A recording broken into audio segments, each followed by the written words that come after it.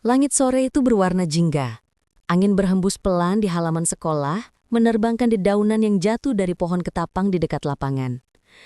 Alia duduk di bangku panjang, menatap buku catatan di pangkuannya, namun pikirannya entah kemana. "Masih belajar ya?" Suara lembut itu datang dari belakang.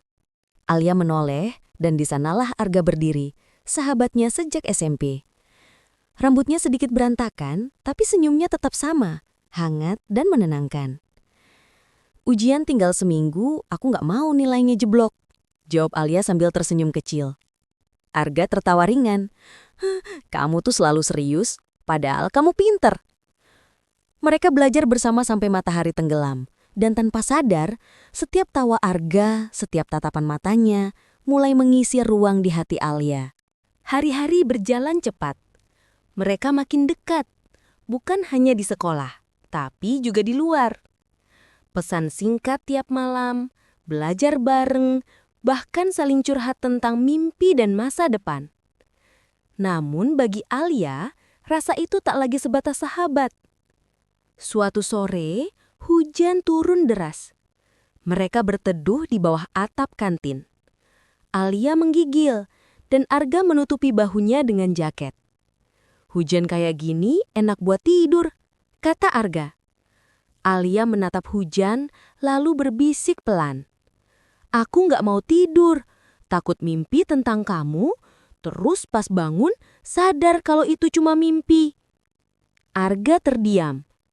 Jantungnya berdegup cepat. Ia tahu, Alia baru saja menyatakan perasaannya, tanpa benar-benar mengatakannya.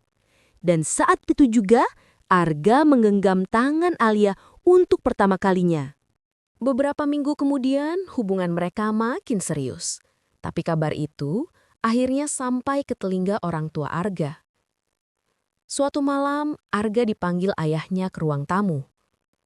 "Ayah dengar kamu dekat sama Alia?" Suara ayahnya tegas.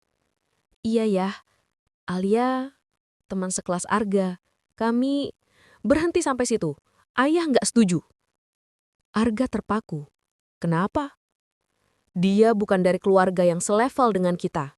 Ayah nggak mau kamu terjebak perasaan yang salah." Malam itu, Arga hanya bisa diam. Di sisi lain, Alia menunggu pesan yang tak kunjung datang, tak tahu kalau hatinya baru saja ditolak bukan oleh Arga, tapi oleh dunia yang memisahkan mereka. Beberapa hari kemudian, Arga datang ke sekolah dengan wajah muram. Alia menyapanya, tapi tak ada senyum balasan. "Kenapa, Ga?" Arga menunduk. "Maaf, Lih, kita nggak bisa lanjut. Ayah nggak setuju." Alia terpaku. Air matanya jatuh tanpa suara. Hujan mulai turun lagi, seolah langit ikut menangis.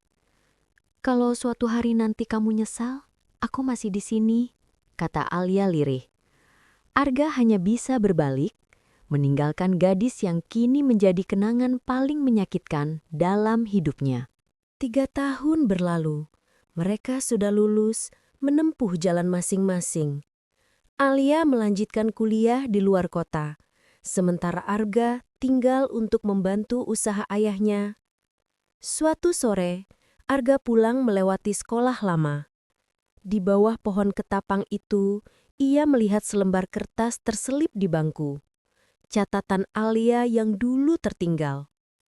"Kalau suatu hari kamu lihat langit berwarna jingga, ingatlah, di bawah langit yang sama, ada seseorang yang dulu mencintaimu dengan tulus." Arga menatap langit yang kini berwarna senja, sama seperti dulu. Ia tersenyum tipis, menahan perih yang tak lagi bisa diucapkan. Dan entah di mana, Alia pun menatap langit yang sama, sambil berharap cinta mereka yang sederhana itu masih hidup di antara langit dan hujan.